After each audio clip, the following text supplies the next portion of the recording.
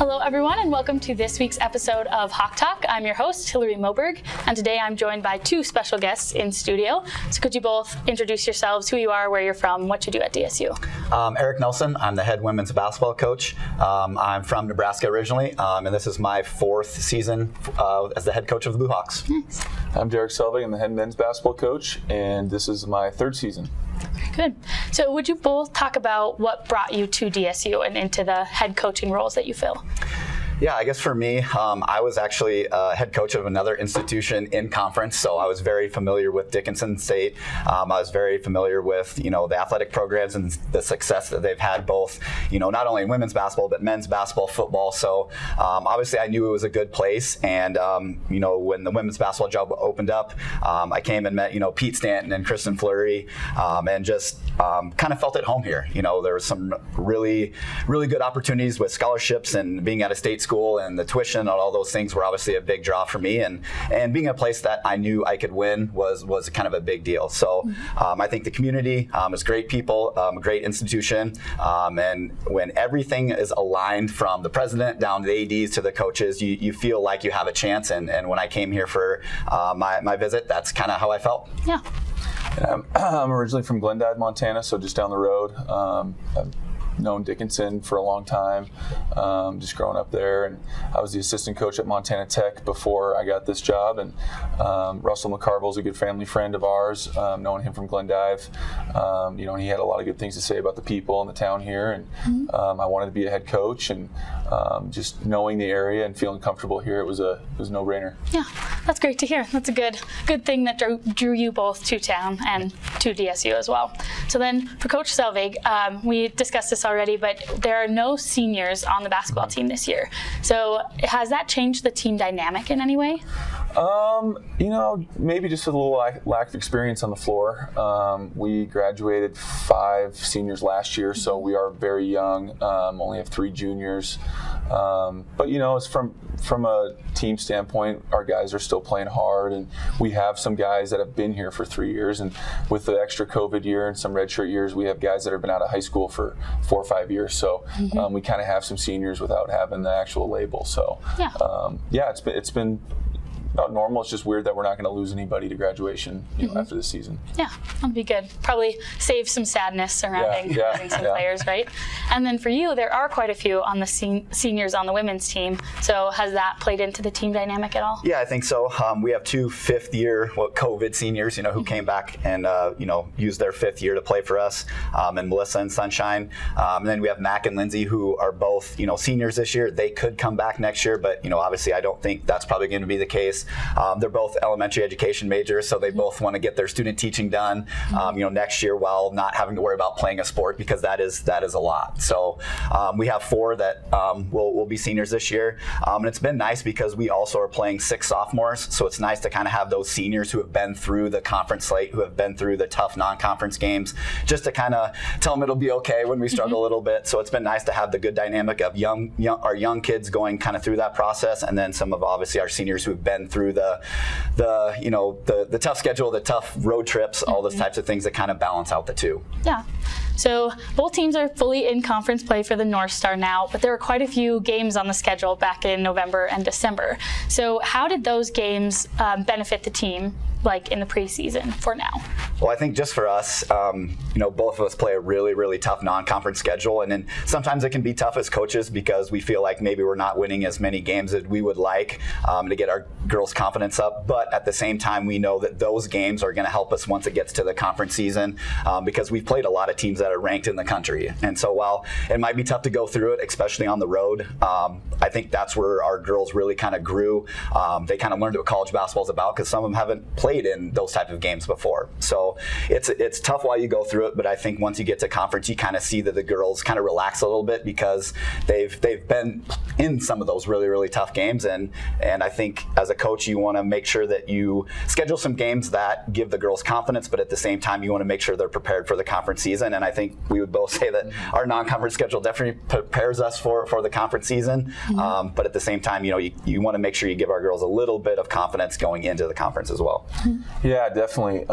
We've definitely seen benefits from playing the really good teams, and just where we're at location-wise, we just have a lot of good teams around us. D2 teams, the Frontier, the GPAC, just a lot of quality teams that have a lot of experience in the national tournament. So, for us, you got to play the best to be the best, and we're definitely doing that.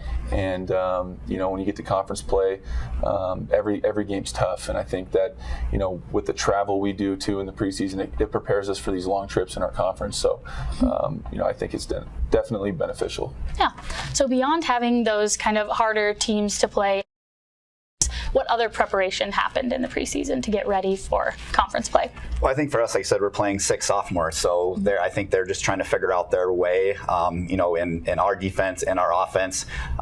They played a lot of JV games last year, and I'll be honest, the JV games are nowhere near playing a Rocky Mountain or a Montana Western. It's a lot harder, it's a lot more physical, and some of those teams have Division I kickbacks. So I think just kind of understanding how much better the college basketball game is, and kind of understanding what you can get away with, what they could get away with in JV games last year. You can't really get away with that, at the varsity level. So I think them just growing and kind of learning and just getting the experience that you need to understand what you need to do better as a player and as a team to kind of win games. So I think, for both of us, when you have players that haven't played a lot and don't have those experience, nothing is better for them to actually play in a game. So I think that was just kind of our biggest things, is get some of our kids who aren't very experienced some playing time. Oh. Yeah, for us, we incorporated a lot of new players this year. We had a small group of guys back from last year's team, and we went out and recruited a lot of new guys. So we had some injuries, some things happened in the preseason where we had young freshmen, sophomores stepping up and playing, and I think that's been a nice thing that we've seen is growth by the younger guys. Oh, that's good to hear. So you had mentioned too that you had kind of the busy schedule to help get prepared for long weekends in the preseason, and now looking at the schedule for these next few weeks through to the end of February, there's games every weekend, there's a lot to travel, you have to leave on Thursday, that sort of thing. So how is it preparing for a busy schedule like that for your season? No, I think it's good. I mean, we travel in the preseason. We travel 10 hours, some trips, and we have 2 10-hour trips in our conference. So, this week we, head to Mayville and presentation, and that's a shorter one. But then we get them back next week at home, and it's just good preparation for our conference because it's the same type of travel we have to do. Mm-hmm.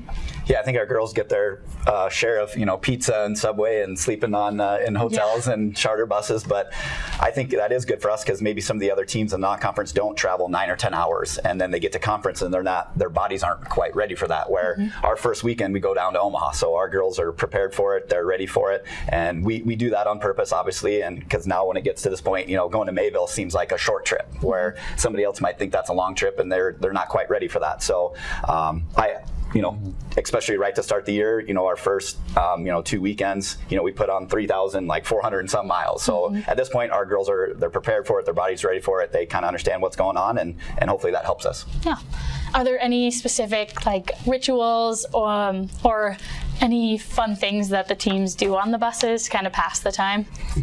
A lot of games in the back. Yeah, I don't know, they got stuff on their phone that I'm old, so they have apps that they're take pictures and decide whose picture it is, and I don't, TikToks obviously are a big thing. Yeah. Our girls are always doing TikToks on the road, it feels like. But yeah, other than that, sleeping, I think they sleep a lot. And then we're busy though too. We have shoot arounds, we have film, we play a game, and then we get on the bus and we travel to another city, that's 3 hours away, and get in at 2 a.m. and kind of wake up and do the same thing. So there's a lot of moving pieces that kind of go along with that. But I think the girls do enjoy the camaraderie, being around each other. I think the men's team and the women's team get along really, really well, so that obviously that helps. But it's definitely a lot going on the road. But like I said, we're kind of used to it at this point. Yeah, good team building to keep them all stuck in a small space for 8 hours straight, sort of thing. Sure. Yeah. So then there's Alumni Weekend coming up this weekend. Will there be any special preparation for preparing for an event like that for your teams? I think for us, it's just obviously the foundation does a really good job of kind of putting those things together. And then us as coaches, we want to always make the alumni feel comfortable, and obviously invite them to the games, and have them come to shoot-arounds and meet the team, and kind of do all those types of things. We've talked about like a alumni game, but obviously with shoot-arounds and stuff like that, it's kind of hard to get the gym for both the men and the women. So obviously we're going to do a social on Saturday after the game, and just an opportunity for all the alumni to come back and watch a game and meet the teams. And even for me, I feel like I've been here 4 years, but I'm still kind of new, and I don't know a lot of the alumni. So it's just nice to get them to come back and support our programs and kind of meet them personally, and have a good alumni base that comes and supports us and watches from the stands. Yeah, we just want to make sure everyone stays connected with the program. We have a lot of successful alumni that have gone on and done great things. We want to get them around our guys so they can see where Dickinson State can help them get to, and we try and keep in contact with everyone, all of them, as best we can, and everyone's welcome back at any time. Yeah. Are there any of your former players who you've coached in the past few years who have gone on who you're expecting to see again? Yeah, I know we have a couple that will be there. Lily Kelly, who's a teacher just at South Arch, she'll be back. Maybe Ashley Larson, a couple of those people that even in the last couple of years they'll still keep track of us. They still text and wish good luck and are watching games, and hoping that's the best part, especially when you see kids graduate and get move on and get a job. It's always nice to see them back and make sure that they feel comfortable around our program, and like Coach said, that we're keeping them up to date what's happening with our program and kind of keep them in the loop.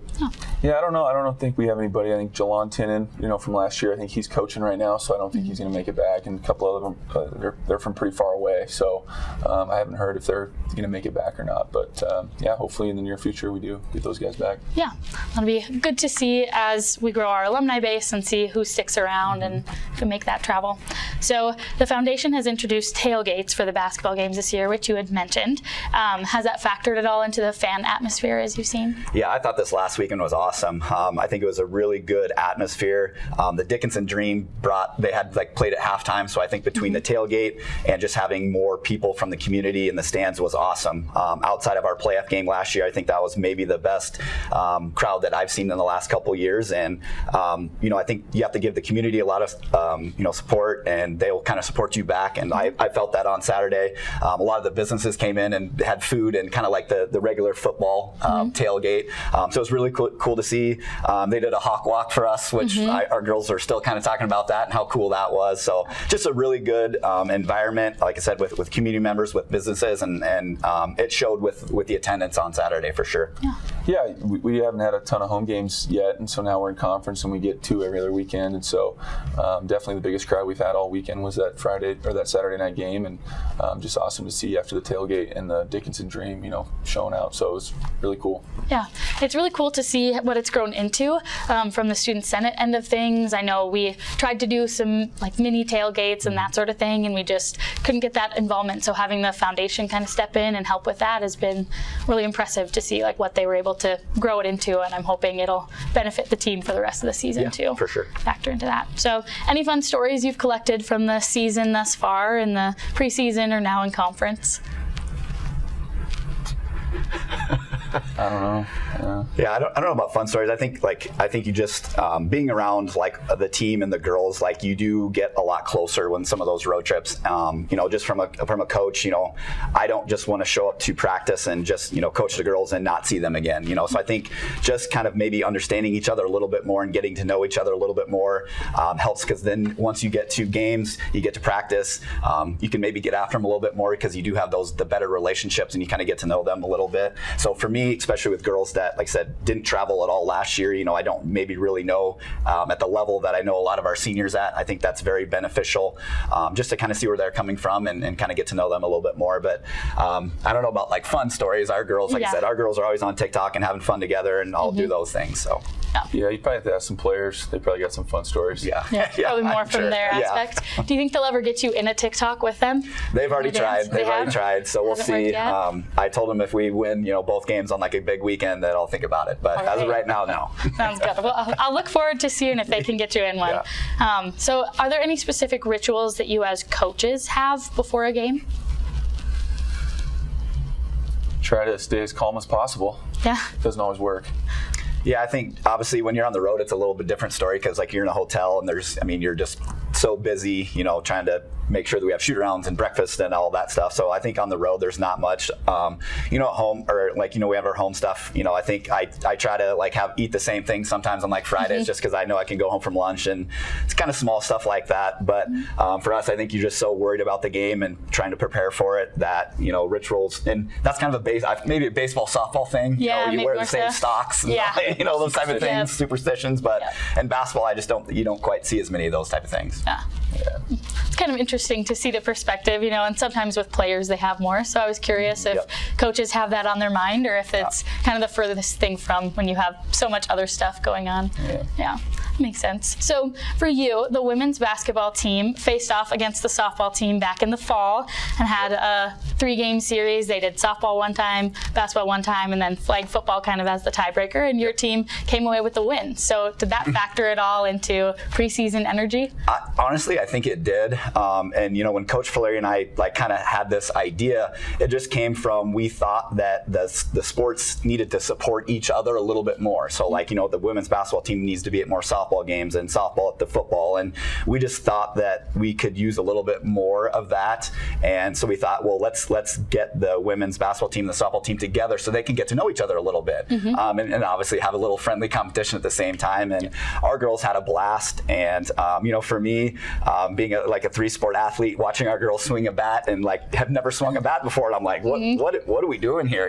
So, but our girls liked it because they had an opportunity to play softball at a higher level and see the pitcher throwing 60 miles per hour right at them. And I think they had a little bit of a taste of how hard softball can be too. So I think that was really good. And then softball playing basketball, which was obviously a lot of fun. And then obviously the flag football game was a ton of fun too. But for us, it was just something different. And our preseason can be pretty rough. We're running a lot. We lift, we do a lot of open gyms. So I think it just broke that up, which was really cool for us. Yeah.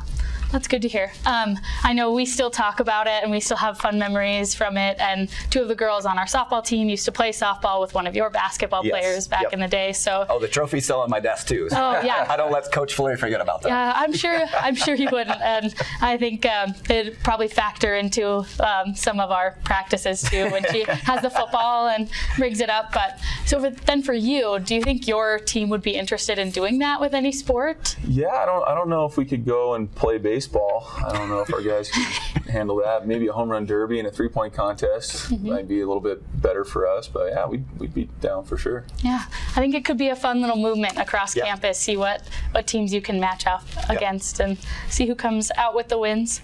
So then for both of you, kind of our final question we ask everybody is, what does DSU mean to you?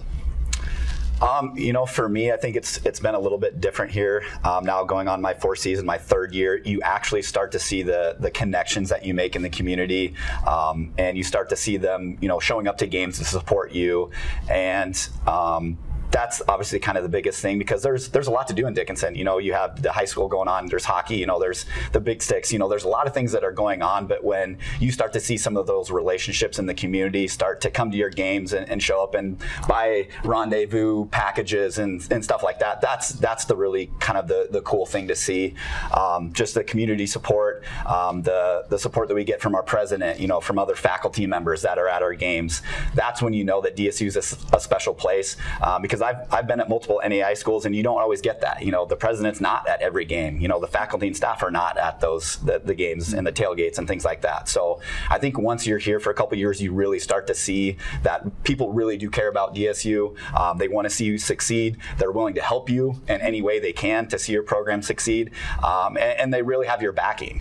Even last year, we did not have a good start to the year. We were 0-10 and 11, and I felt terrible. And, I wasn't happy, but, everybody in the community was still supporting me. The faculty, staff, everybody was still behind us.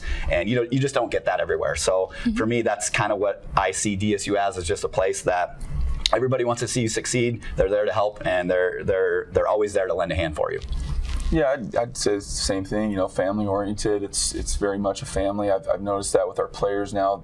In our 3rd year, they're very friendly and with all the other sports, and I see them hanging out with guys from different sports and stuff. And the community is very family oriented. Met a lot of really good people here, and my wife and I feel very settled in, and it's just an awesome place to be.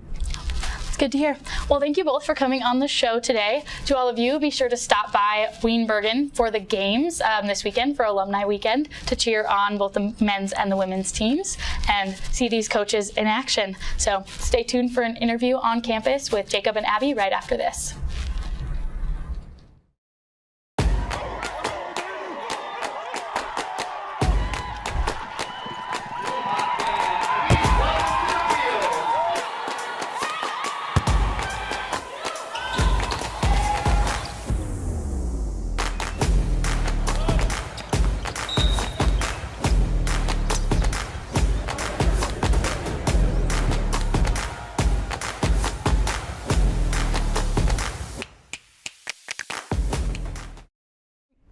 Thanks, guys, in the studio. I'm Abby here with Jake Scully, an e-sport and baseball, so kind of a dual athlete member on campus. So go ahead and introduce yourself. My name's Jacob Scully. I'm a junior here at Dickinson. I play baseball as well as I'm on the Alumni E Sports team. And yeah, it's my third year here now, and I love it. So go ahead and walk us through your recruitment process for baseball and esports and how they kind of combine. So originally out of high school, I went to a school in South Dakota called Dacotah Wesleyan. And then after my first year in COVID, I decided to transfer here in the fall. Just talking with Dahl and one of my roommates, Brendan Schneider, we always wanted to play high school baseball together, so we kind of made it work. And then this past year, I ended up hurting my elbow. So coming into the fall, I knew they had the esports team, and I've always been kind of interested in that. So I decided why not, and I kind of just was able to try out for the team and ended up making the team, so yeah. How do you balance when baseball gets started up and when esports has practice and kind of vice versa? It's kind of an easy transition, but it's a long day usually. I have classes in the morning, and then we usually have weights or practice in the afternoon, and then we usually don't really start any esports things until late at night, but that's what makes it the long days, so it's a lot to work with, but I love it. So last question is kind of our typical one on Hawk Talk. What does DSU mean to you? To me, it means family. All my baseball team, my Valorant team, all the people I've met here really make me, feel wanted to be here, and I feel grateful to be here, and it feels like home. Thank you. I'm Abby with Jake Scully. Back to you in the studio. Thank you, Jacob and Abby, for that on-campus interview. Now let's get into the recap. For basketball, the men's and women's teams both faced off against Presentation and Mayville in away games. They will be hosting both of those teams again this weekend for the Alumni Weekend. So be sure to stop by Weenbergen on Friday, January 27th for the women's game at 5:30 p.m. and the men's game at 7:30 p.m. And then on Saturday, January 28th for the women's game at 3 p.m. and the men's game at 5 p.m. and another tailgate hosted by the Heritage Foundation. For indoor track and field, they kicked off the season at the Mike Thorson Open in Bismarck. The men's team finished third out of 6 teams, and the women's team finished second of 6. And both teams were in Spearfish for the David Little Alumni Mile this past weekend, so be sure to check the athletics page for those results. And the athletics page has a new look to it, so be sure to go click around and see all the updates that have been made. For wrestling, they traveled to the Missouri Valley College Invitational in Marshall, Missouri. Again, check the athletics page for those results. They will be hosting the Tyler Plummer Classic on Saturday, January 28th, so you can stop by Weenbergen Gymnasium to see the wrestling team and the men's and women's basketball teams in action. For the DSU cheer team, they'll be at the Northwestern Invitational this weekend, so good luck to them as they kick off the start of their competitive season. Thank you to all of our sponsors who keep the show going, and to our viewers watching at home. Be sure to check out our social media accounts, our Instagram at DSU Foundation, our Twitter at DSU Heritage, and see what's going on there. But until next time, Hawks are up.